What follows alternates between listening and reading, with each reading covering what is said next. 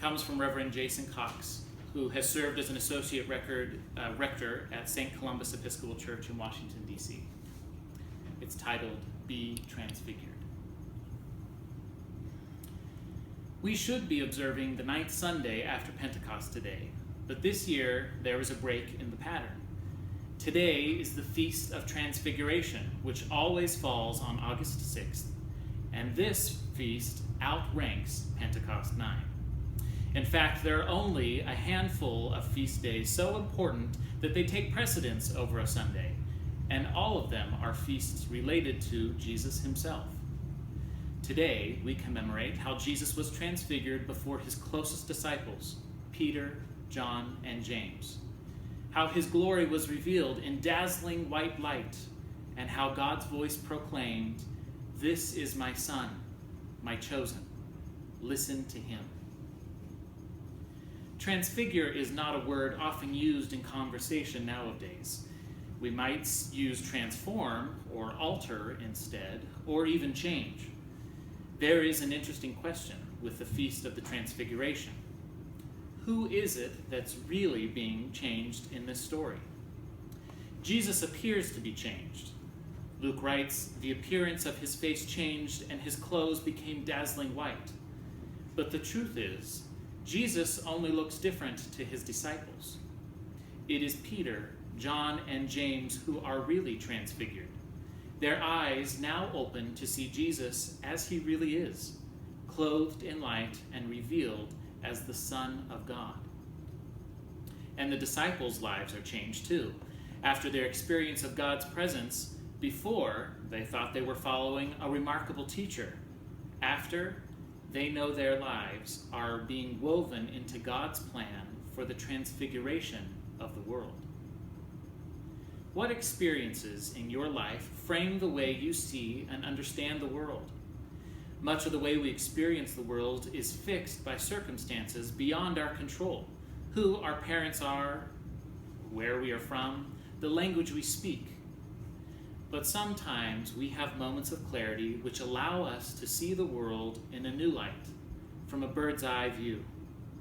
These are moments when it seems we can see beyond ourselves and our limitations, into the heart of reality. When you have this kind of experience, you can be fairly certain it's because you have been in the presence of God. Transfiguration is a natural consequence of being in God's presence. Jesus took his disciples upon the mountain hoping to find God there. They were on a quest, actively seeking God's presence. Like Peter and John and James, God is calling all of us to climb the mountain with Jesus. Jesus leads his disciples up there because he knows that's where God lives. The same is true for Moses in the reading of it from Exodus.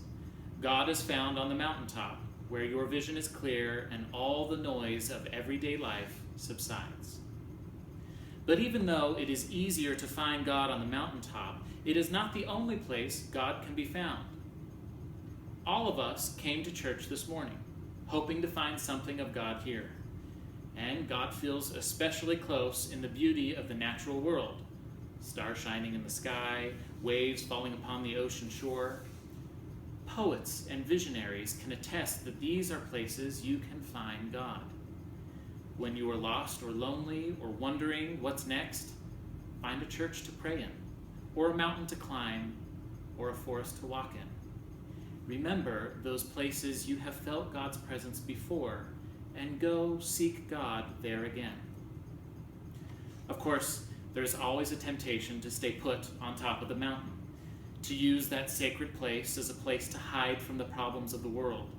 Peter, bumbling Peter, as usual, gives in to this temptation when he asks Jesus if they can build dwellings on top of the mountain and just bask in God's glorious presence forever, content, but removed from all the trouble brewing down on the ground below.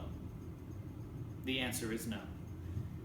God needs us to go down from the mountain and out into the world and take some of God's transformative love with us to share. Truthfully, it isn't only those beautiful and set-apart places that we can find God. The whole world is filled with the glory of God, if we only have eyes to see it. John Neefsey, in the book A Sacred Voice is Calling, writes that the most important places we can hear God's voice is in the cry of the poor. Neefsey seems that eventually we have to go where we know God is, and we know that God is always alive in the struggle for justice. We know that God lives among the marginalized, that God fights for the poor and upholds the weak. This is another place to seek God's presence and to hear God's voice in the story they tell. And from listening, to learn how best we can share God's love with one another and see unity where we thought there was division. There is no place on earth that God's love does not go. If we open our hearts to God's Spirit and go looking for God, we will begin to see God's presence all around us. Our transfiguration comes as our eyes are opened and our hearts are changed. And the people who seemed so different from us before, the poor and the marginalized, we will see them as they really are, made in God's image, just as we are. We will see how Jesus' life was spent for them, just as it was for us. Open your eyes and see the world as it is, beloved by God. Let your heart be transfigured by God's love. Take that love down from this mountain and use it to bring more love into the world.